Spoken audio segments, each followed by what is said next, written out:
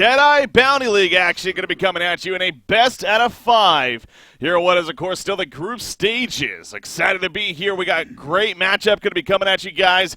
Bad Monkey Gaming going up against Fresh. There's so many reasons why this definitely should be a pretty damn good series overall. Again, a best out of 5, as is how the Deadeye Bounty League format works throughout all of the group stages. So definitely potential to have a lot of really good heroes in here coming at you today on what is a Tuesday. With that said, before we get too much into the match, another reason why today is pretty damn great is actually, you may have heard Newer's Next Caster, this competition that officially has started up. We are looking officially for a new co-caster. We had an application phase. Over 40 applicants actually sent in, requests and ultimately trying to be a co-caster here on Honcast for you guys moving forward for DreamHack and everything else this off-season. And we dwindled it down to 8, as we said. So we have a top 8, and we're starting that officially today with the top 8 of kind of the trial phase to give you guys an idea and ultimately get you guys the chance to vote which of 4 co-casters you think it deserve to move on to the next stage. So with that said, I'm going to introduce my first co-caster of the event. My co-caster for today goes by the name of Shorecan of Team Who currently. Shorecan, how's it going, man? It's going great. First day casting on Honcast. It's hopefully going to be a good game. I mean, it should be. I mean, these two teams, they're able to play a really good match against each other. Yeah, I feel. No, absolutely. I mean, these two teams have potential again. If this goes the distance, I don't think anyone would be surprised. Now, kind of talking about the match specifically here, this is interesting because there's a couple of storylines. The first and the obvious one is that Krake is now a part of Fresh. Of course, he replaced Labyrinth. We had Zibbe on after they qualified for DreamHack Summer this last weekend. Congratulations to them once again, the first team to qualify. Who saw that coming? They clearly did. But made the point that, things weren't working out with Labyrinth, but it just so happened that Krake became available because BMG decided to kick Krake for whatever reason. They weren't getting along. They just felt like wasn't committed. I don't know what the ultimate deal was. They ended up kicking Krake. They picked up Mighty Marcus in their place. Now, BMG, on the other hand, they are having a little bit of a shaky start with this new roster as they lost to Team Disband in the first round of those DreamHack qualifiers. So it's safe to say, I mean, as of results within this last week here, you would think that Fresh would be the favorite team, and it feels weird saying that. But, I mean, how do you feel, Shorecan? Do you see either team having an advantage here, or you think this is just going to be a good series ultimately? Well, it's definitely going to be a good series, but I would ultimately give the advantage to Mint because, I mean, they have Krake. Like, Mighty Marcus didn't come from Mint. Krake came from BMG, so they're going to have a lot of insight on, their plans, what they're going to do in the game, and, I mean, you already see it now. Krake is going to be playing the Flux. I mean, that's one of his best heroes. He has the whole Insanitarius build going on, which, lets him deal, 300 damage with his W. Magnetic Surge at level 10. It's absolutely ridiculous. So I would definitely give favor for Mint this game. Yeah. Again, so if you had to choose one, Fresh perhaps, I kind of agree with you there. But again, really, with 2 top-tier teams going at it like this, it's anything that happens wouldn't be too surprising as far as result-wise. Now, real quickly, too, again, looking at the brackets here, guys, for the Deadeye Bounty League, you see, this is actually the second match that Fresh is going to be playing. Now, it's kind of interesting because, again, last week, now this was before Krake joined, to be fair, but they lost 3-0 to Nullstone Gaming. So going into the DreamHack qualifiers, a lot of people weren't too sure about them. They then had to play Nullstone again in the first round, and they beat them, of course, 2-0, and then eventually went on to win that tournament. So clearly they got some momentum, and clearly Krake has been quite the influence for this team right here. So again, looking at the draft, let's start talking about that. Enough of the rambling on. You already talked about the flux here for Krake. Let's start with the bands, though, initially. Tremble, Warbeast, Kinesis, Midas coming out with the bands. We then had Puppet Master and a Behemoth, Flux into that Madman, and then Magnus into Torturer coming out here so far. So talking about the Flux, well, what else stands out to you here, Shorecan? Well, what really stands out to me is that Dr. Repulsor was banned so late, to be honest, because that hero, I feel it's really strong at the moment. He can go in and out real quick. He can gank really easily. And, I mean, I've seen both teams pick it up. I've seen Probusk play it, well, not that much. But Baltazar definitely knows how to play that hero. They were, one of the first teams to start playing it. So I'm kind of confused that they're not playing it now. But, Fusen always has a plan. You even saw during the World Finals when the Asian teams were drafting, they were all huddled together, and when BMG was drafting, it was just Fusen sitting behind the computer doing his thing. Yeah. It is always interesting at LAN events to see how kind of teams they go about things like that, because it really seems like it is. Some teams obviously as you're talking about there. They kind of group up, they huddle around the captain, they all draft together in a sense. Where other teams like BMG, as you pointed out with Fusen, now known as RobX3 here, just simply on his own, kind of sitting at the computer. Of course, they're still communicating via Skype and whatnot, but they're not taking advantage of being in that LAN environment in that sense of huddling around. But it is interesting, definitely. And as Engineer coming out here, that's a good combo with Flux. Yeah, I'm kind of surprised that Fusen didn't ban it, or RobX3, as he's now known as, because it's not only a really strong combo with Flux in the dual mid, but if they decide to go for a tri-lane now with Puppet Master, Magnus, Engineer, that's really difficult to stop. And we know that Iceland Go-Go plays a really good Magnus on the semi-support, and I really feel that, that's a good pickup, especially versus Behemoth, Madman, and Torture. Like, they have such a lead now with the disables, I feel. Very reliable stun from Magnus, and then good follow-up from Engineer and Puppet Master. And then in the end, in the team fights, you have the Flux Engineer combo. And Bombardier picked up. Okay, Breaky, please. Can you take this one from me, please? I mean, Mighty Marcus, maybe? I mean, does he have history playing this here? Because, again, he's kind of the new player to the team. I don't know too much about him personally, but I wonder if he maybe... I know he plays a lot of Chipper. He's known for doing that, but I guess kind of a similar hero in that aspect, but... I'm not entirely sure. Like, it almost seems like a boxy hero, in my opinion, because, it's just one of those standout heroes, like Kinesis, for example. And, Chipper is really Mighty Marcus's hero, and that's why it's also been banned. But Bombardier, I've never seen Mighty Marcus play it, never seen Boxy play it. I mean, where do you even run it? Like, is it going to go solo top for them, or is it going to go middle? Because I feel like in mid, roaming will just completely shut him down. Now, a Bombardier is kind of one of those heroes that takes advantage of under-leveled supports. And, but when we saw Trial in quite a bit, and we still see it obviously nowadays too, even fairly a good amount of times, he takes advantage of those low-level supports in the sense that obviously he has plenty of burst damage in the magic damage aspect, and he will nuke them down quickly. Now, Fresh, they do have dual support here with the Magnus Engineer. The idea of them running a tri-lane, though, not necessarily going to be the case. I'm sure they're going to kind of spread that out. So it won't necessarily be under-level like crazy, but still they are going to be vulnerable to the Bombardier, I'm sure. So perhaps it's something thinking like that. But yeah, where he's ultimately going to end up too, I agree. I mean, this is looking like a different lineup from BMG. I mean, the Madman carry, or is that going to be in the hands of Boxy? I don't know what to. I guess it's going to be Balthazar Torturer.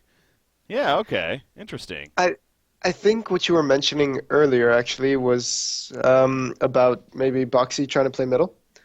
Because, I mean, okay, no, they're swapping it up. Okay. Balthazar going to be playing the Madman, and Mighty Marks on Torture instead. Huh. Alright, so... Well, we're starting off with a fun one here. Yeah, we're starting off with a really fun one. Like, this lineup, I have no idea what to expect. I mean, what are they going to do for the Suicide? Are they going to man up? I just don't feel that their heroes are very good at it, because Behemoth and Empath are primarily defensive supports in those tri-lanes, and you'd expect them to go short lane. But maybe they're expecting an aggressive tri-lane from the Legion side here. Yeah, I mean, that's not out of the question. Swiftblade, obviously, something like a Swiftblade Mag Engineer, I guess, or even like with the Flux instead and have a Swiftblade Puppet Master solo. But yeah, I just don't see that, though, at the same time. It doesn't seem like that's something they're going to do. Instead, maybe have the Magmiss, I guess, babysit Puppet Master at the bottom lane. We got Engineer and Flux middle, and then Swiftblade Suicide here.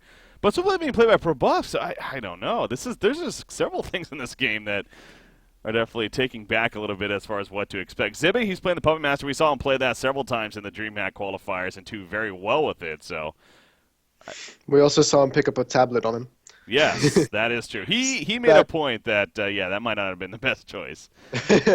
But we do know that Zibby plays a really good Puppet Master, and he likes to carry. I mean, in the interview with Boxy that was recently posted, he said, I feel like I can do more when I'm not playing the Suicide lane, and I feel that almost every single Suicide player feels that way, just because you have very limited options on the Suicide lane. And I think they're trying to, work around that right now with Zibbe, having him play more of a semi-carry role, or rather Probusk playing the more of a semi-carry role. Yeah. It seems like they've kind of been switching off, honestly, quite a bit ever since Zibbe joined this roster here. fresh. I mean, both of them have that carry power, the carry potential, of course, as far as a player goes. So, yeah, just whenever certain ones that's a little more comfortable on certain hero, like if they were to pick a Malikan, obviously you'd go in the hands of Probuskin, and he would be the carry for the team. But in this case, again, Puppet Master for Zibby, he's going to be the carry, and Probusk, Probusk probably is going to end up in the suicide with that said. I don't see them setting Flux suicide necessarily. Again, Swiftblade just seems like a little more relevant there, so. They are making their way towards bottom lane, though. Obviously, we're still in a pause here, so only so much you can analyze before going, just having to wait for it. But yeah, I'm intrigued by this boxy Bombardier, man. Where he's going to end up, because again, you don't think he's going to be a suicide Bombardier here. That wouldn't make a lot of sense in the end. No, so. I'm definitely thinking it's a long lane empath behemoth torture. I mean, they have the double wall, maybe. I just don't know what to expect because, all the supports are just running to their own woods. Same thing with the Legion side. So they're not setting up at their lanes. But they might not want to show off what they're doing either. Yeah. There's like that great factor of, oh yeah, it's a surprise what we're going to do. And then you're going to have to rotate and we're going to be comfortable in our lane and we're going to have an advantage from the get-go. Yeah. So, well, I'm still curious, man. I'm not sure, to be completely honest. Just the boxy Bombardier, that throws it all off for me. It absolutely does. So, let me just type something back. Sorry, I'm responding to somebody real quickly. Okay, there we go. But now Bombardier. Okay, so let's talk a little bit more about this hero since we're still in the pause here. Bombardier, he got a nifty change here shortly, a little bit longer ago now. Again, Quincy pointing out we've only seen this hero one in terms of on record. And it was actually played by Zibbe, sure enough, over there from Mint. But his sticky bomb can now be used on teammates, and when that first came out, when that change first happened, a lot of people were excited, and I get it. I mean, it's the idea. It's like you put it on a teammate, he jumps in with a teleportability or even like a portal key, like a behemoth or something like that, and it gives it a little bit extra firepower as he does jump in. And do you think that's actually like a utility that may be underused or maybe underthought about because this hero is not seen, or do you think that's just kind of a nice little addition to the hero, but doesn't really do a whole lot in the end? It's a nice little addition, in my opinion, but I'm not sure if it's like game breaking or anything, but it does allow Bombardier to initiate in a way. He can put the bomb on himself, get a PK, and then just PK into the enemy team with an ultimate ready to go. And I have seen that be effective. I mean, it's really difficult to coordinate with your teammates to have it be perfect. Like Behemoth, he sees the bomb on him, but with Behemoth, it's just you need to find the perfect window of opportunity with your initiation. You can't force it with a Bombardier because it takes 8 seconds for the bomb to be at like max stun and max damage. Yeah. So I think it's really difficult to coordinate it in that way. Okay, we're going to be seeing Balthazar sitting in the long lane going for the pull. And in mid, we have Boxy. Is this a quad lane from Mint? What are they doing? Like, they have 4 players down here right now. It's okay, Flux. Oh, no, he's moving. going to move to middle. Okay.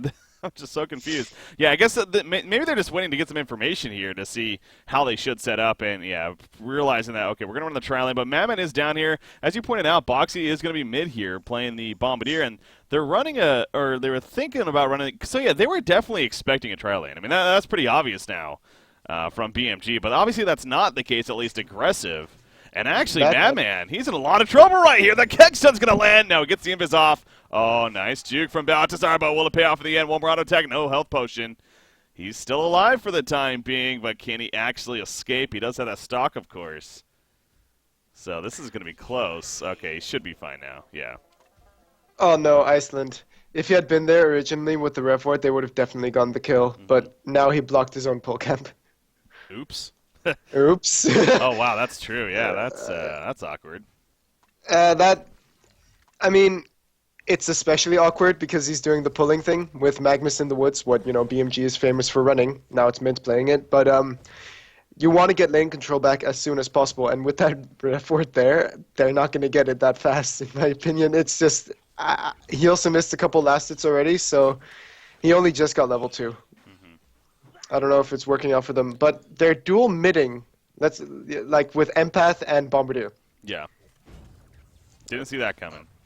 I don't think we're seeing a lot of things coming in this game. Yeah, it's definitely catching us off guard here. But hey, it's a fun start. I will say this again: this last weekend, you were even a part of it. I mean, it was just crazy, man. Just so many just some odd picks, but also just honestly a lot of intense action. And all the games that we pretty much watched, it was actually really fun throughout the weekend. Yeah, top lane spin from Swiftblade. He's trying to make the getaway. Nice chain of reactions, and one more auto attack. Health potion will change that here, but Behemoth coming in with the Fissure Stun, 3 more seconds. I don't see Swiftblade getting out of this. That Fissure Stun's going to be coming out. Not even necessary, actually. Mighty Marcus on the carry Torturer. More so the short lane farming Torturer, and he gets the Bloodlust kill in the end against Probusk. So good blocking and good find. And yeah, not often we see a Torturer in this spot either, but he's actually doing pretty damn well up here.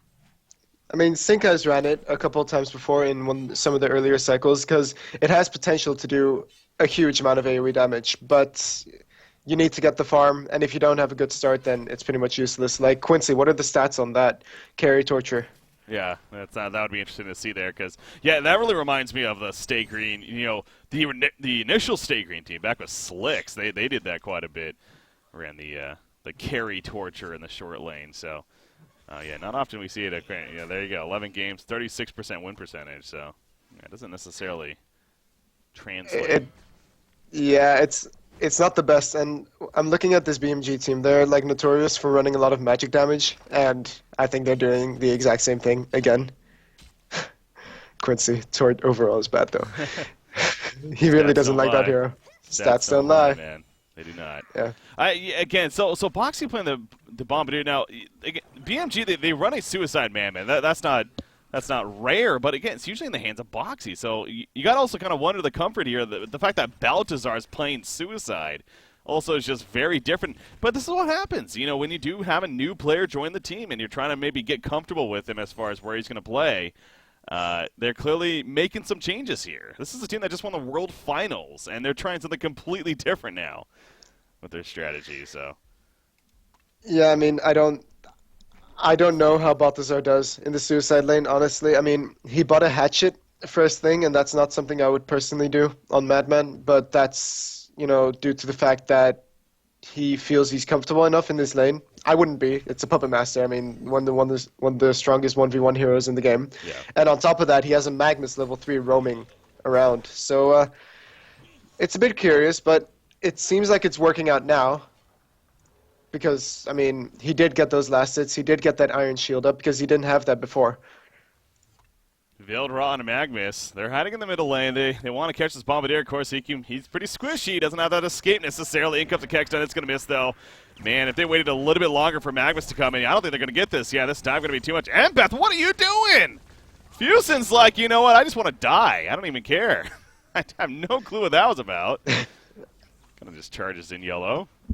Yeah, Fusen's always like, okay, I sacrifice everything for the team. You barely ever see Fusen get a lot of farm. Yeah. But that was, like you said, strange. Unnecessary. I mean, there unnecessary. was no point at that time. So. I mean, yeah, Flux was way too far away, and Bombardier was fine. He could have just walled from far away, and he would have, just to be safe, but this was just suicide. Empath is level 1 still, too. I mean, that's not good. He is stacking everything in the woods. Like, you see the easy camp is doubled. Yeah. You never know with Snotters. There's too many of them. That's true, yeah. But, yeah, he's. I think they're setting up for Behemoth to take over top lane, like BMG usually does. I mean, Torture does have the capability of farming all of it if he specs his ultimate. He hasn't done it so far, but I'm assuming that's because he wants to push the tower. Yeah. You see right here, the level 3 impalement coming out is going to do some good tower damage. So let's talk a little bit more about Torture here. Again, especially with him having a pretty good start and looking at nearly 400 gold per minute. What should we expect to see on him, you think? Is Grimoire a possibility or an icon? I mean, what direction would you go? When farming a crap ton, like a crap load on Torture, like I can see a Grimoire. I still wouldn't do it personally because the hero has enough damage in AoE to farm Ancients, to farm like any camp in the woods except for maybe Wild Hunters, but Impalement fixes that problem as well. I think Icon or Sacrificial Stone just generally very, very tanky so that you can absorb a lot of damage and the stun was late. To absorb a lot of damage and deal out a lot of damage in return, because all you need with Torture is mana and health and HP. Yeah. And if you have those two things, I mean, hard to bring down and doing a lot of damage. That's all you want from him. Yeah, bottom lane, Madman more so. He is actually going to fall in the end. They had the dust come out. Magnus initially caught him, and Zibe comes over to clean him out. Back to the top lane, though. Swift plays. He does take the stun this time around. He gets a spin off, but by that time it doesn't matter. Too much physical presence. That's something to keep in mind as well. Not only auto attacks, of course, can go through, but the impalement, it is physical. So helping to do some good damage right there, despite the spin, even there, the potential at least. But right there, holy crap, Mighty Marcus. Again, being a new player on the defending world champions, there's no doubt going to be pressure on him. We talked about that in the DreamHack qualifiers, and especially with them losing in the first round matchup. It's safe to say people were perhaps looking at that specifically as almost his fault, and what were they thinking? But he is making a statement here in game number 1 of this best out of 5, as he is nearly 500 gold, 470, so it's dwindling down a little bit. But he does go the glowstone, so it looks like that icon kind of what you're getting at. He agrees with here, so we'll see how that translates as far as moving forward. But probably going to go to the jungle now, I think, and take advantage of those stacks here. Increase that farm. He does have the ability to farm it incredibly fast. I mean, he just needs mana, as I said, and then he's good to go. Yeah. But what you want from a Torture is to, keep snowballing, and that's generally done through kills. I mean, it's nice to clean up the jungle and stuff, because there are triple stacks, but at the same time, like he's doing right now, actually, they're going to go for the kill on Swiftblade again. Let's see if it's going to be enough. There's a stun. That's a shit ton of damage. Holy crap. Yeah. Mid lane, though. Oh, wow, yeah, mid lane. There actually is some initiation here. Madman kind of going in first. He takes the pull, though. In comes the Bombardier ulti. You see the airstrike coming out, and it finishes off Magnus right there. Middle lane, Puppet Show on Empath again. Only level 2, trying to get the kill. Voodoo Puppet comes out. That should be an easy kill as a result, and it is. So the 2-for-1 exchange, though, in favor of Bad Monkey Gaming right there, as Madman, of course, he does make the escape, but Bombardier, that global presence, that airstrike of his, and able to assist for the kill, or get the kill more so, on what was the Magnus initially right there. So as far as farm, though, for the Legion side, we're focused a lot on this Torturer, but how's it on the Legion side? I mean, Puppet Master's doing all right, 227 gold per minute, and then Flux at about 316, but yeah, not necessarily up there with Torturer, though, at least just yet. I don't think he's in a comfortable spot at this point in time. Like, you see the lineup from BMG, and you see all-out aggression, especially with the Torture carry. Like, you don't see that often. And then they have a pretty good scaling Madman for the late game. And he doesn't have the best GPM, but as we just saw, he can go roam to middle, get some kills there, because it's Madman. Like, you can't see him coming. He doesn't need to buy a Veiled Rot or anything. And that barrel roll is a really strong ability. Like, it's not a tapering slow, it's a constant slow for that entire duration, and it's really painful for supports like Engineer.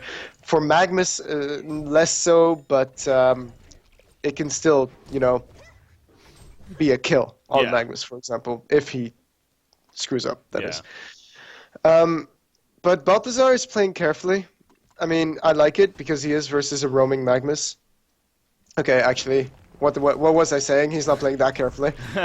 As he runs into 3 players and is going to fall once again. So, yeah, he has been roaming around in the jungle a little bit right here, trying to get some information. And it's 2 times now where he is in the jungle. He gets caught out. Meanwhile, middle lane, though, Flux pulling right there, trying to go for a kill on Bombardier, but a little bit late, and Swiftblade could not get there in time. So Swiftblade clearly coming over the invis, ready to Swift Slashes, but again, not able to get there in time. So thus the kill is unsuccessful, and it remains a little bit of a dire spot here for Mint as far as being down 2,600 gold and 1,600 experience. But Swiftblade back to the top lane. I don't know if he's going to be able to do anything, though, by himself especially.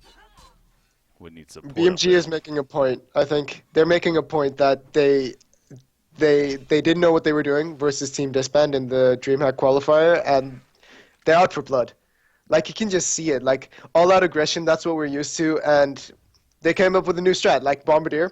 Yeah. It's unorthodox. It's not what you usually see, but so far, I think it's worked, because every single time that Iceland Gogo has tried to roam middle, Fusen has been there. Yeah. Or Madman has been there. And Boxy doing well, 0 deaths. So I'd say this is a win for them at this point. Yeah. Again, they're looking strong in this early game phase and actually going to do a good job of taking out the triple stack ancients. Bombardier getting kind of low, but in the end should be fine. But I was going to say, Madman, they really need to find a home for Balthazar, for Madman, getting that farm consistent, because he's going to prove to be their carry presence, of course, into that mid to late game stage. So, top lane Torture. He might be in trouble. No, he's going to fall back just before They get the But also look opportunity. how tanky he is. Like he even has the grave locket, exactly what he needs for the sacrificial stone for after the icon. So he's gonna be so difficult to take down. I really like the item pickups from Torture. Yeah.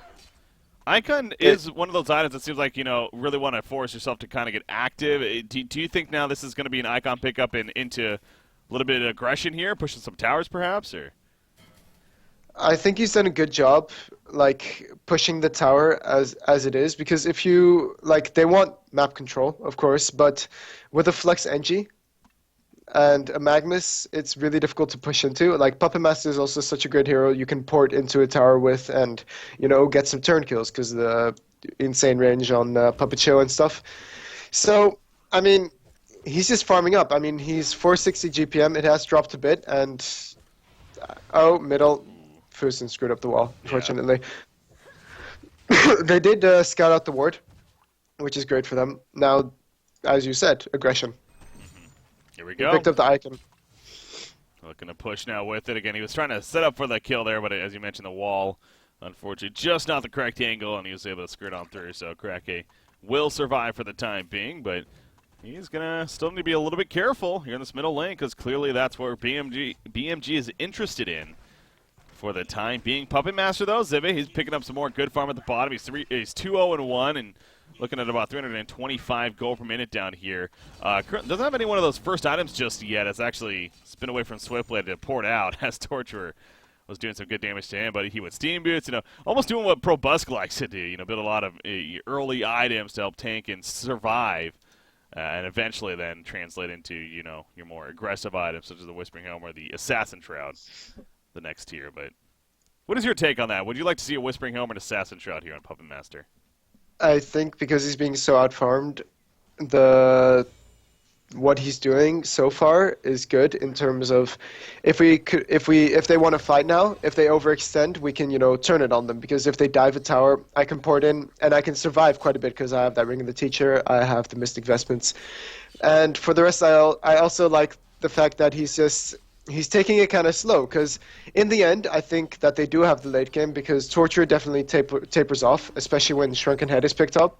So I wouldn't like to see the Whispering Helm here. I would like to see the Shroud, Yeah. but that's a personal preference. And he gets a Warp Cleft. Is he trolling us? Really?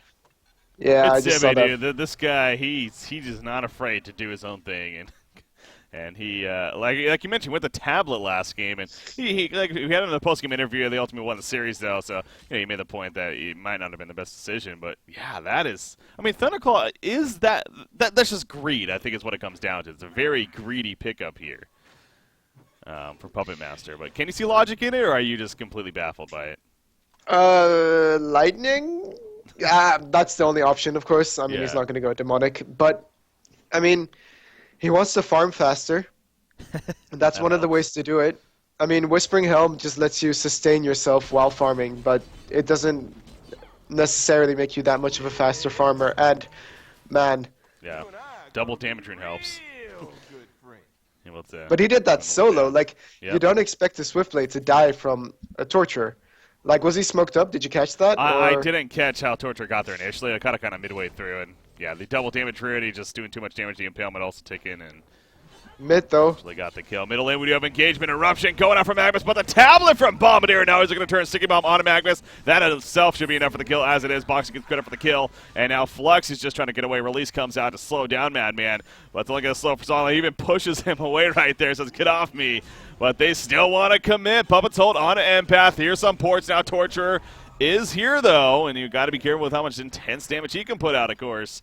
And it looks like that will be the end of that exchange. It ends up only being the one kill on a Magnus, but not going to be any more. It looks like they are falling back for now, so very close I mean, to being more. I was talking about the whole dive factor and that they could respond. I mean, Zebe was there, but they weren't able to translate just because of the fact that their earlier initiation didn't go so well with the Flux ultimate. Had they had that at the end instead of using it at the start, there would have been no chance for that empath to survive there, no chance at all. But now, I mean, they wasted the Magnus Lava Surge and the ultimate because of the great tablet from Boxy. Like, props to Boxy in that Yeah. play there. Yeah, that tablet over the ledge was absolutely huge to stay alive and help set up a turn kill. You do see Balthazar right here sitting in the Madman Illusion, going to try to maybe catch them off guard, but not really falling for it. But I believe I just saw Portakey just on Behemoth, and he's going back to base right now, and yeah, there we God. go. He only has 2 minor totems as well, so as far as stats go, but he does have a Portakey. He has enough mana for his combo, I think. He should, at least. And that's all you need with... it's the surprise factor, first of all. At any time now that the Legion team is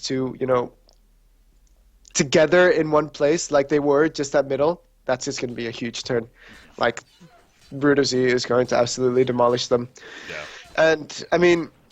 The first time I support you, I mean, it's still not really normal for me to see, but Magnus and Behemoth as semi-supports, like it's still pretty new in my opinion. And Iceland Gogo is definitely slower with the PK, but that's also because his roam was just less successful than that of Behemoth. I think Madman is also far more difficult to kill than a Swiftblade, especially when you have a Torture carry. Yeah. Yeah, Torture carry, again, it's not your usual carry choice, and it's definitely not a late game carry by any means, but he is really showing once again that as far as early game goes into the mid game, he can bring plenty to the table, and he's currently sitting on another 2,200 gold, so once again, I'm going to ask you, Shortcan, he went the Icon first. Well, what does he go next here, you think? If they push the middle tower real quickly, Flux, he's going to get caught off. What a wall. A bit further, yeah, the wall off right there, he pushes him away, tries to at least. And we definitely have more of an engagement now taking place as TPs come in, but BMG kind of resetting things. Portakey's going to be up in 1 second, though. He could definitely still PK in and Shockwave, I believe. Barely has enough mana, I think.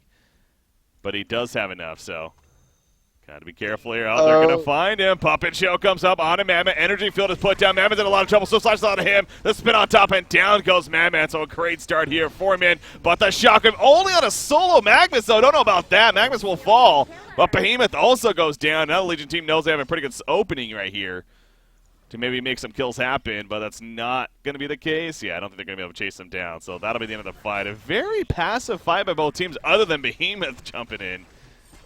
Only getting the 1 kill, so what about that one?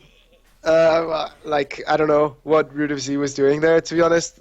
Magnus is definitely not the target he wants to jump. He wants to go for the Puppet Master. I mean, in the end, Puppet Master only has 1k HP, and that's with Strength Steam Boots. Yeah. And, Shockwave on one person, that's just not a very fortunate...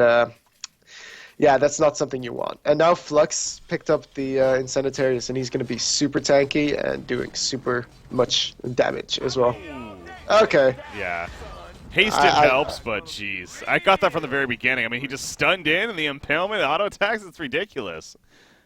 So he's doing a good job. Like, Mighty Marcus is making a point. 6-0, 500 GPM, that's ridiculous. And about the item, he has 3.6k. Like, I think he can be greedy and get a sheepstick even. The next item, you think? Okay. I mean, I think sheepstick, getting it early is... Oh, God. Okay, Boxy. Picking off with the ultimate. Yep. I'm assuming. Yeah. And if he weren't going for the greedy route, I would go Sacrificial Stone or PK, even, to follow up on the Behemoth. Okay. Well... Because the stun is 2 seconds long, and if you manage to get a good stun off on multiple targets, like it really can change the way a fight goes. Okay, he buys a Shrunken Head, though, on Torture. So, Shrunken is an interesting item. I mean, it's a very good item for allowing him to stand up in the front lines, usually, and of course, have that ulti activated and whatnot, but it doesn't help his mana pool, which, is a little bit of the concern, but at the same time, he has plenty of mana for this point of the game, I think you could say, so. You think that's a good option? I personally don't like it. I mean, they have enough initiation with the Behemoth to never really have to put Torture in the front lines, like you were saying. I mean, now he can, but I personally didn't think it was that necessary. And, I mean, if Torture gets taken down, Bombardier is the only one still doing damage because, Behemoth is just that one burst. He doesn't have a lot of sustained damage, and Madman isn't farmed enough yet to keep up the damage. Yeah. So, I don't know. I don't like the Shrunken personally, but it might work out because of the energy field flux combo. but that depends on whether he can even get the Shrunken off before he gets initiated on. Yeah, that's it's going to be definitely very situational here, so we'll see if it does pay off in the end or not. And, obviously, too, you got Swift Blade, Puppet Master, too, a lot of physical heavy damage going to be coming out from them, so it's not necessarily going to be the best against that. So there's a couple of reasons as to why could be definitely questionable, but yeah, Mighty Marcus going the Shrunken Head and now going for Conqueror, actually. Madman picking up that Abyssal Skull. And that's definitely going to help with Conqueror, of course, and Madman fantastic at killing Conqueror, as we always talk about. Doesn't actually activate Berserk. Oh, he doesn't have Berserk. Interesting. At this point. That's kind of weird. Yeah. Level 2 Berserk is really strong. Yeah, I don't know about that. Yeah, he's level 11, like you really want Berserk at this point. But about what you were saying, Swiftblade isn't the biggest threat. He's only level 12, he doesn't actually have that many items buffing his damage, but I'm more worried about the fact that it doesn't matter when Tort pops is Shrunken, because Flux is still going to do huge damage with his Magnetic Surge. And Insanitary is popped. That I think that's the main concern. If they manage to, team fight well, Mint, then Flux is gonna end up dealing so much damage in team fights just because of the 4-second cooldown on that spell. Mm-hmm. Yeah, but, Magnetic Surge is such a strong tool. Man, it's when that hero first came out, he's actually proven to be one of my more favorite heroes, and that's kind of the ability why, because of how often you can use that even on the laning phase, and for the minimal to game how it scales with that attack damage, plus the percentage of your strength. So it's a carry. It's a carry skill. If you think about it, 120% of your strength, like very similar to what Panda has with base damage on Flurry, Ultimate, and everything like that. Oh, Initiation top. That is big right there to start things off. Will they be able to follow it up beautifully? The airstrike finishes off Engineer, but he got the energy field off. That's big in terms of counterplay. Magnus, so he goes in. Eventually, will fall shortly after. Puppet Master, he stood his ground. He got the kill on a Bombardier and falls right after. But now Swiftblade comes in. It's 2 versus 1. Torture by himself. Stun on a Flux right here. But he has minimal mana. Now, he does have a token, remember. He is going to fall. He still also has the Shrunken Head. So, yeah, if you're the Legion team, probably want to get the hell out of there, as both Flux and Swiftblade do. But I think you can safely say that's a one fight definitely for Mint right there, as they get the token popped and even the tower kill on top of that. Ultimately kind of a genocide. Not really in the end, but again, just Torturer surviving. So pretty crazy fight though at the top lane. Double damage rune on Flux. Oh my god. That was, I think that was the turning point. You saw how much damage he was doing to Torturer. Mm-hmm. Like, that's why I was suggesting the Sacrificial Stone, because it's a physical damage spell, and that's one of their biggest damage outputs other than the Puppet Master ultimate. And even for the rest, like Puppet Master does a lot of physical damage as well, just through auto attacks. But yeah, I really wanted to see some stacking of armor. Like Madman did well, but he's simply not tanky enough to have the aura from Abyssal Skull be up long enough. So you saw him get bursted down almost immediately by the Flux NG Magnus combo. What about the Nullstone option on Bombardier, by the way? He's had it now for a little bit, had it in the last fight. What do you think of that pickup? It's really strong.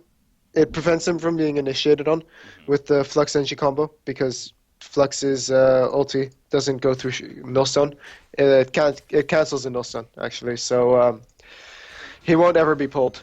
Yeah. And look at Magnus. What is going on? Portal Key Central over here. Yeah, but the PK on Torture was definitely one I was suggesting, but a Sacrificial Stone on top, and it would have been better. But no, Sacrificial Stone, that is one of those items, again, referred to back to Swindlemel's had him on a couple times, of course, and he really brought that up. He was a big advocate of that, and it makes sense. It really is a big bang for your buck item, and we don't see it a whole lot. And I can see why, especially here on a hero like Torturer, you would be convinced that it's actually a very good pickup for him. But yeah, he does choose to pass it up. Top lane, is that a real engineer? It is. He is going to fall as Mighty Marcus ends up getting the kill for it. 544 kill per minute Torturer, man. This is a rare occurrence, but it is definitely fun to watch here. Not so much for Mint, though.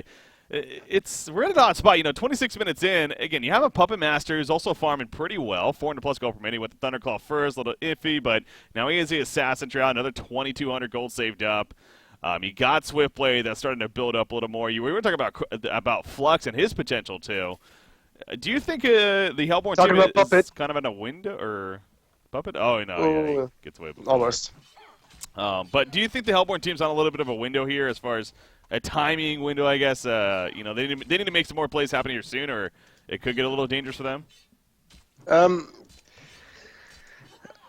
I'm not sure anymore, to be honest, because Swiftblade really doesn't have any farm, but neither does Madman. So at the Yeah. moment, it's Puppet Master versus Torture, and Puppet Master is well on his way for the Shrunken Head, but this entire game depends completely on initiation. That's why I was stressing the PK on Torture as well, because it allows them to follow up from the Behemoth initiation, so that people can't get their spin or their Shurikens off. But it really is all about the initiation. Whoever gets the initiation off wins. Okay. Just because of the nature of Puppet and Torture, they need to stay alive to deal damage. I mean, that goes without saying, but it's not like they're just gonna burst. They really need to keep up the damage, stay alive, be as annoying as possible to the enemy team without dying. All right, well, kind of speaking about that, too, annoying as possible, and a hero, obviously a lot of Magic presence on the Hellbourne team, and that's just going to be the case all throughout until Madman eventually starts to build up, which, again, he still is kind of struggling. But Bombardier and Torch, for that matter, I would think more on Bombardier, though. What would you think of an item like Spell Shard? It's not an item we see too often, but it does amplify the damage quite a bit and could be potent here. Do you think Spell Shards could be an option, or would you rather see more crowd control? I mean, once the Legion picks up vestments on everyone, then I could see it working, because it only has like half effect if the enemy team doesn't have vestments. Yeah. Because, it ignores magic armor now by 50% rather than a static amount. When it was a static amount of like, what was it, 6 magic armor, it was a lot stronger. That's in right. in the sense that, you could one-shot people just because they didn't actually have any magic armor versus you. But with the change, it is cheaper, but I don't think it's an item you want to go for. They really need to be able to get some disables out. So I'm thinking, Bombardier also got a PK, which I like, but I'm thinking along the lines of a Sheepstick. Okay. Okay, yeah. Portal Key, him, Behemoth, Torture now having it. Speaking of Behemoth, by the way, happened to catch that. He just simply got caught at the top lane, and Assassin Shroud, Puppet Master, doing a lot of work right there. Another 3,600 gold saved up for him, so wouldn't be surprised to see a Shrunken Head next in line here for Puppet Master, of course. I think he just has to have a Shrunken for the next fight. Yeah. If, I keep stressing this. I feel like I'm a broken record, but initiation, man. And if he's able to get the Shrunken off, then the initiation doesn't matter from the Hellbourne team. They don't have enough physical damage. Going back to that, Madman, 2,300 gold saved up, so he is trying. Again, the Abyssal Skull first to help with the farm and a little bit of team presence, but actually he might need to be careful up here. Engineer coming in with the Invis, and Puppet Master, he has the Shroud, of course, so unless Madman's going to TP out right here, and he's not actually. Do they have Dust? They do. Oh, wait, he auto-attacked creeps. Oh no. Or Zibbe more no, so. Zibbe. Yeah. One of you two. Oh, man. Doing? It's just that thing when you're right-clicking a lot with the Shroud to try and find someone. What? Okay. Oh, the airstrike. Yeah, I actually didn't catch that, but he was going back to base, and he caught him in a good spot. You see this ward of sight right here, actually. So it just gave him enough vision to catch him there. Very aggressive horde of sight at this point. In the middle lane. That's the opening they needed. I mean, Krake does have a buyback, but he also needs a Shrunken, so, or is he even going for Shrunken? I mean, he's notorious for picking up a Frostwolf Skull, even on the Midas.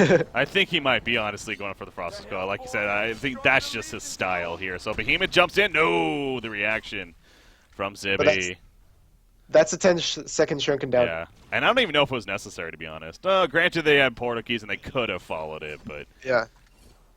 Yeah, Krake did have buyback, so that could have been awkward. And now he's going to go for the Sheepstick on Torture. Yeah. Which I was saying earlier would be the greedy option. But they really needed to bring down the Puppet now. That was actually... Go ahead. Mm-hmm. I'm really not concerned about the Swiftblade at this point in time unless he gets like a one-man ulti off. Which is weird to say, a one-man ulti off. It's not often you want to say that, but yeah, no, obviously in his case, it's... Him and Moon Queen come to mind. God, talk about hero. We haven't seen him forever. Swiftblade likes that, but What I was going to say, though, Quincy actually, every now and then he brings up actually a pretty interesting stat. No, they're always interesting, of course. But what was it, the onslaught streak? I think it was the point was whenever a hero goes 10-0 as far as the streak is concerned, they're 72-2 record as far as the team goes. So right now, Torture obviously 10-0-0 right here. And yeah, no assists on top of that. He was also pointing out, I think he's kind of set the record actually for the most kills without even an assist happening. And Flux, actually, speaking of Mighty Marcus, catches him in the middle lane. The follower from Bombardier. You see how fast he falls on Swiftblade. Gets a nice swift slashes off. It is going to be able to burn down Bombardier there in the end, but now can he get away? The spin is going to be wearing off. Ooh, he tried to time it. Good attempt by Ruda Z. But in the end, Swiftblade gets away right there. So the 1-for-1 exchange of Flux for a Bombardier, as well as the tower kill, actually, middle lane. Coming out from That null stun actually screwed up Bombardier there. It prevented him from being pushed away, so they couldn't share the slash damage. And as I was saying, one-man ulti off. Oh, mid lane. Yeah, it's going to be a catch here. Magma stuns in with the Eruption, trying to get their first kill to Torture, and they're absolutely going to get it, but at what cost right here? Behemoth with the follow-up. However, Puppets hold on to him now. Magnus is going to be able to stun away, and Behemoth does go down. The energy field against Madman, but he quickly takes it out. So it doesn't really matter right there. And now he's going to try to chase down. No, he's trying to run away. That's actually being chased himself. And Puppet Master does find him with Swiftblade. Now, they don't have vision detector themselves, but it doesn't matter. He hangs around, kind of has to right there, and down goes Baltazar. So a couple of big kills ultimately adding up, including, like I said, their first kill onto Mighty Marcus. Zibe getting the Bloodbath streak stop of 680 gold on top of it all. So that's one of those fights right there where actually you now think Mint has actually got some pretty good momentum going for themselves here. Yeah, I don't know what to say. That was just perfect initiation from us and Gogo for that fight. He got the full ulti off, especially with the follow-up from Zibe. That was just really well done. I mean, Probusk wasn't even there at the start of the fight, and they still managed to clean up Torture just because of the ultimate. Yeah, the Shrunken Head on Torture, obviously not even able to be used right there. Just too much lockdown to handle, and does fall. He still has 10 charges, though, on the Icon of the Goddess even after that death. So, again, kind of tells you how good of a game he has had. But you know, in the end, he's a Torturer. Yep, and he's versus a Puppet Master. Yep. There's still some GPM difference, but I don't think it's going to matter much in the end. Because just initiation. Yep, you're using that word a lot, and for good reason. Yes. That's definitely the biggest part of this game. It is in a lot of games, to be fair, especially into that mid to late game stage where, we talk about how both teams have carry that can scale one late game. That's all on paper, though, hypothetical. Really, a lot of it just comes down to who gets the jump on the other team in most cases. So, Kongor, though, this is an opening here. There's no vision. Yeah, look at all these wards put up from Fusin. Like, you see no green wards here at all. Yeah. And, I mean, they're looking for a kill on mid, but they're just trying to recreate the situation that happened just now. But, I mean, they're playing the top tier of top tier. They're not going to make the same mistake twice. Unless they do. Oh, Engineer is going to find someone. Engineer field running comes and he goes in with the energy field, though. Down goes Kongor. The token is going to be picked up. Not even sure by who. Torture got it. In the back of those, Shockwave comes out. Puppet Master dropping. Puppet Master, no, he stays alive just long enough with the shrunken head. Turning on the Torture, not going to be enough in the end, though. He does go down. Madman, however, he has to get the hell out of there. Torture by himself all of a sudden. Token will res him, of course. But now Torture and Madman versus the three right here. Torture wants to chase, though. The chain reaction is going to land. Madman doesn't have the most life. Needs to be a little careful himself, but no, he's going to go and clean up there on to Krake, and a hat trick for Baltazar in the long run. They're still even chasing Swiftblade. I don't think they have vision on him, though, so not necessarily going to know where he is. He's going over the homecoming stone. He should be able to pick one up and get away, I would think, especially with the spin, just to be safe. So, yeah, he's going to be able to get away right here, but what a fight for BMG. So they lose the token, but hero kill-wise, they come out on top right there. No. It was even... The buyback from Boxy. Yeah. Oh, that's true. Yeah, no, I didn't notice that. Okay. I think that, I mean, this was a pretty even fight. I think it was, like, although it looked like, BMG got the upper hand, the gold and experience didn't change that much. But, Boxy used the buyback. Yeah. And that, you only have two of them. So this might come bite them in the ass because this is looking to be a long game already. I'm not a big fan of the nullstone anymore on Bombardier. It hasn't done anything so far, I feel. Yeah, that's a good amount of gold invested into that, compared to going more with a crowd Exactly. control item, even a Hellflower, or eventually a Sheepstick. So, see where you're coming Or from. or even more damage, like Spell Staff of the shards. Master. Staff of the Master. Put the Staff on fire down. Bombardier is interesting. Yeah. I mean, with their team, Huh. if they, get a really good team fight and he gets a really good ulti off, that's a lot of damage. Yeah. A lot of DOT. It is. Yeah. Yeah, so, okay, they're going though, mid lane. Well, Sheepstick possibly. finished on Torture. Oh, Torture jumps in. The Veiled Rot, though, they didn't know how many numbers were there. He pops the Shrunken Head, but again, a lot of physical damage coming out, especially for Puppet Master. Swift Slash is doing plenty, and Torture killed pretty quickly right there. The airstrike comes out. Puppet Master will fall, but I think especially with Swiftblade and Flux still up, Mitch looking in a good spot right here, and that they are. Engineer gets clean up. Shockwave in the background just out of solo Magnus, though, once again. He ends up falling in the end. Madman will clean up Magnus, but at what cost for him? He's trying to stand his ground. That's not going to happen. Genocide for Mint when it's all said and done, and now they're going to be able to try to capitalize here, at least push the secondary tower middle lane, possibly more. But yeah, with the way things are scaling right now, you really feel like the fresh team is now in a very, very comfortable spot, despite the stats still saying even a slight lead for BMG, at least gold-wise. I don't know about that anymore. You can usually see which team is ahead from the experience lead though, and that's 10k right now. Yeah.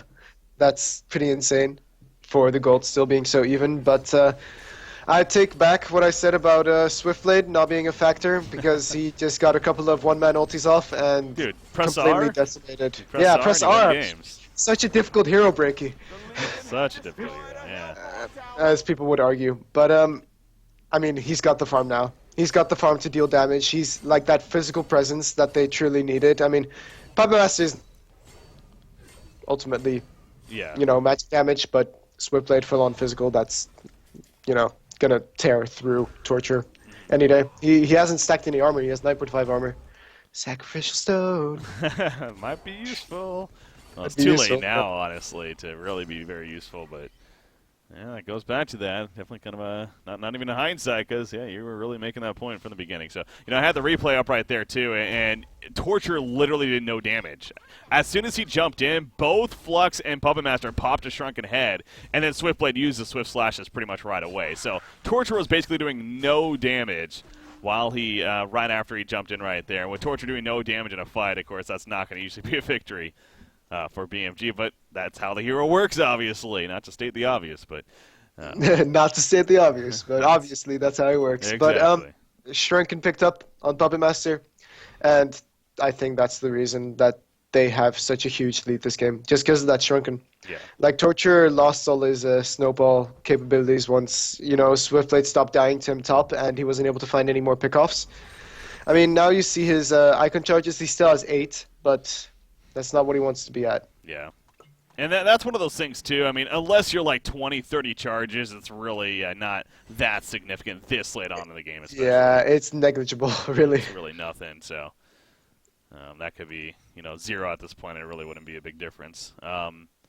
Madman's trying to find something. Again, he went a Shrunken Head, so now Madman is one of those interesting physical carry potential heroes that, honestly, a Shrunken Head alone is actually pretty good for him, just allowing him to just get in those right clicks, applying the gash, and, with that Berserk up, as we've talked about, so it's not necessarily like he's putting out no damage, but he ideally wants that Brutalizer or something like that. Nice find, by the way, onto Swiftblade right there. They actually catch him and ultimately able to take him out, so pretty big kill happening for Bad Monkey Gaming, kind of slowing it down a little bit at least. Yeah, it was starting to spiral out of control with the Legion side, so they really needed to find a pickoff like that. I am curious to see what Boxy is going to be picking up. I mean, he has 4k gold, and hey, in the famous words of Mini Maggot, all you need on a Madman are a Shrunken and a Basher. And he just picked up the Basher, so yeah.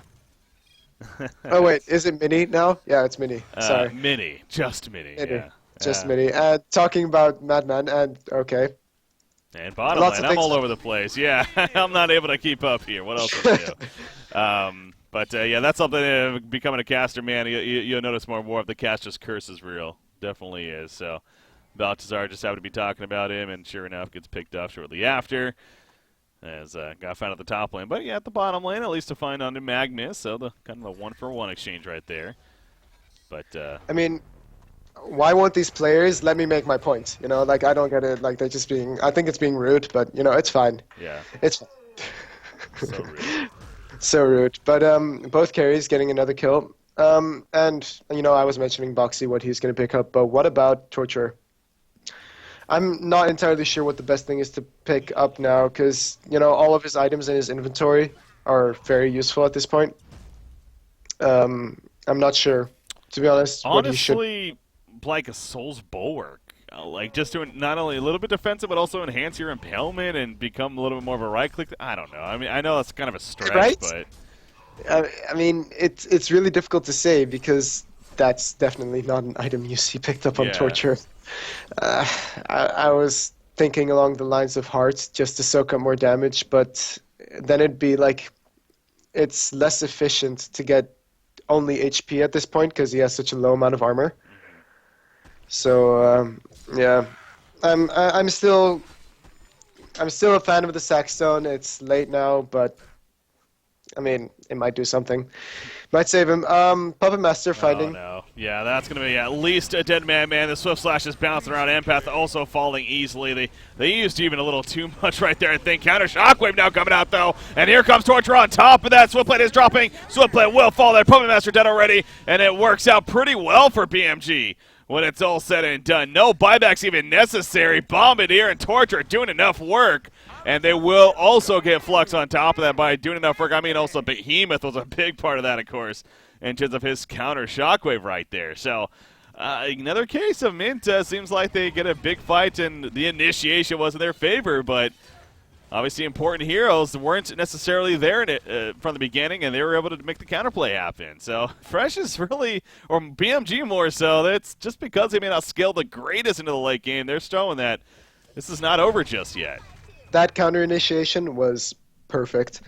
Behemoth finding the great ulti, and then afterwards, you know, Torture coming in with the stun, Bombardier with the ultimate. It's just ridiculous. And now they're going to try and look for the tower, and there are no buybacks on the two carries. Wow, whoa, that's true. This is really big right here. So they're at least going to get the tower, and a Sheepstick just delivered a Bombardier in the meantime. So they have a couple of those now. Oh, here we go. Eruption from Magnus catches Torture, but not the most follow-up damage, of course. And he is going to be able to withhold it in the end and ultimately stand his ground and take out the melee racks. Nice Sheepstick right there to prevent them from playing a little bit too aggressive, but they need to get out of there now. As, yeah, here come the TPs as the carries come up. But they got what they came for. Ultimately works out beautifully for BMG, but it might not be over just yet. Magnus goes in, but he's going to drop pretty quickly, but they still might get Torture. Yes, they will. They got the kill they were looking for, and now Empath left behind. He too falls. So at least a little bit of a victory there from into the end. But again, they got what they came for. Torturer does have a buyback as well. So, Bricky, call me crazy, but Staff of the Master on Torture. I was going to bring that up earlier. Through silence, through the Hellflower. So it's something to consider. It lets him deal more damage. I mean, it's not as significant as, let's say, a Witch Slayer getting a Staff of the Master going through Shuriken. I mean, hey, what's up? Are you watching? Because that would be a great addition to Torture, because it would allow him to scale really, truly as a carry, because I feel that this hero should be utilized more as a farming hero rather than as a support. Mm-hmm.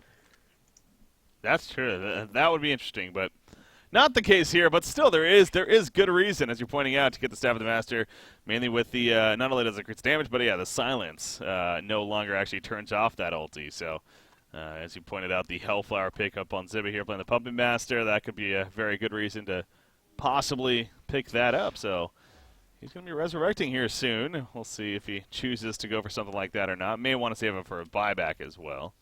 Yeah, definitely. I mean, I'm still so curious because what's he? Yeah, okay, yeah, he's getting a Frostfield, and I like that. It's something to slow down the physical from Swiftblade and Puppet Master. I think the aura from Frostfield goes through the Swift Slashes, so he'll be able to get less auto attacks off during his ultimate if Torture is just around. And of course, the fact that he got this much armor is just going to save him. Yeah, not But having the buyback is a little scary, though, at this point in the game. Investing all the way into that, so we'll see if that still works out for him. And I will say Flux has been sitting on this Ice Sprint and Glowstone for a while, it feels like. He's not able to finish the Frosted Skull just yet, but... he did go for the Shrunken. Yeah. So he didn't do the Kraken thing, just like, oh yeah, I'm going to get a Frosted Skull because it's great with my ultimate. But yeah, I think that Flux truly does more in the late game than a Bombardier, but at the same time, Bombardier has way more farm, so that renders that statement slightly, that's true, moot, as people would say. Okay, Flux ultimate being used, but they kind of had vision of them though. With You're that right, with the word of wards sight. there, yeah. I think they were also maybe just... Yeah, but no, they had one at the Conqueror Pit. Yeah, they almost like a wasted vision. I mean, using it for vision is not a problem, but like you were pointing out, they already had that case. So actually jump in the middle lane. Swiftplay gets caught right with the sheep stick. Ultimately is going to get the spin off, though. You see Engineer with the energy field, but in the background, Torture is dropping. Puppet Master found him, gets him killed quickly. Torture out of position, definitely. I mean, he jumped in there when his team did not necessarily follow up, and Puppet Master was ready to go.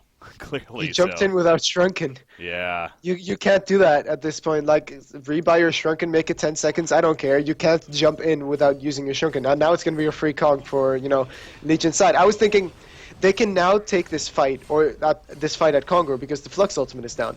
They can't, use that, famous Flux NG combo, and a lot of their team fight goes away, but they were going for the greedy kill on Probusk, thinking that he was out of position, but in the end, it was the Hellborn that was out of position instead. Yeah. Or so Torture right there again. So, yeah, with him dead, easy Conger kill, of course. He's not up for another 30 seconds. That goes back to as well. And again, he bought the Frostseal Plate in full instead of maybe just buying the Acolyte Staff and still having enough for a buyback, so... Kind of wondering if that's going to bite them in the ass, and well, so far it kind of is. They're going to get the tower here at least, most likely. It is going to be up in about 10 seconds, though. Maybe not even the tower. So really it doesn't hold to me back for that much in the end, unless could have bought back, maybe fought a Congress still, but it's just done. The reason for that is it's so difficult to push into a behemoth. Yeah, pushing into a behemoth makes it really easy for you to initiate, and double sheep stick.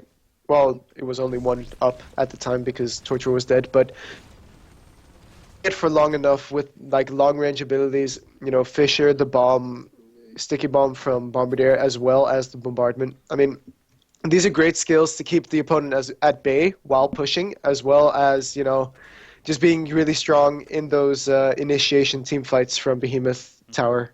A lot of pain. Look at Zebe finishing the full charged hammer here. I don't like that. No? No, it's like picking up the Genjuro on Puppet Master before the symbol. Yeah.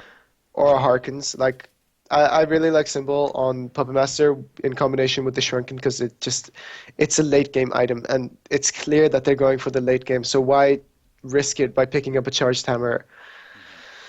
Oh boy. Boy. Very possible initiation here. Now, you see a case right there. That Veldra is an interesting item where technically he should have been spotted there by Empath, but he wasn't coming out because that's yeah, I don't know if it's technically a bug or not, but basically because he wasn't uphill with Empath right next to her. So the hills kind of make the Veldra a little funky in terms of how they interact right there. So a little bit lucky for Magnus that actually he wasn't popped out because that could have been a quick jump onto him, but... They're making their way all the way to the middle lane right here, and now they're going to be pushing it in again. Token of life on Puppet Master. The charged hammer, like it or not, I mean, his attack speed is ridiculous right now. It's a constant whiplash proc's going to be coming out, that's for sure. And see how fast he's attacking into that tower. That with the Hellflower. It really does add up, and the melee racks, they're going to have to go shortly here. Short ahead from Bombardier as he jumps in. Swiftblade, though. Nice Storm Spirit catches him. Safe for now. The stun from Torture also not going to do the most as he got his BKB off himself. Airstrike on top of that, but again, the Shrunken Head's doing plenty. Puppet Master doesn't have falling, but now he's back up. He pops his own Shrunken. Torture goes down. No buyback for him. And now Mint is going to be able to break through right here, most likely. Boxy in the background, at least picking off Engineer, but, a minor kill at this point in the game. Madman does buy back. looking to maybe get something out of this distracting. That's not going to happen, though. The middle melee actually will go down. Behemoth off to the side. He also is going to get caught and eventually burst it down by Puppet Master. Those auto attacks just doing plump damage. Mammoth goes down. Hatchet for Zibby. Let's make it a quad kill. And what could very likely be the end of the game in favor of Fresh. And it looks like it is official. Game 1 of this best out of 5 will go to Fresh over Bad Monkey Gaming in the end. Final thoughts here on this game. The fight, too. I mean, amazing fight at the end. I feel that the call from Serenia or whoever was captaining on men's side to go push middle at that point was absolutely huge because only one person had a TP, and that was the Behemoth. Like, Torture was, fully stacked, and that's why I was mentioning that every single item was important because he had a TP at that point. But they were so deep trying to find good initiation that at the end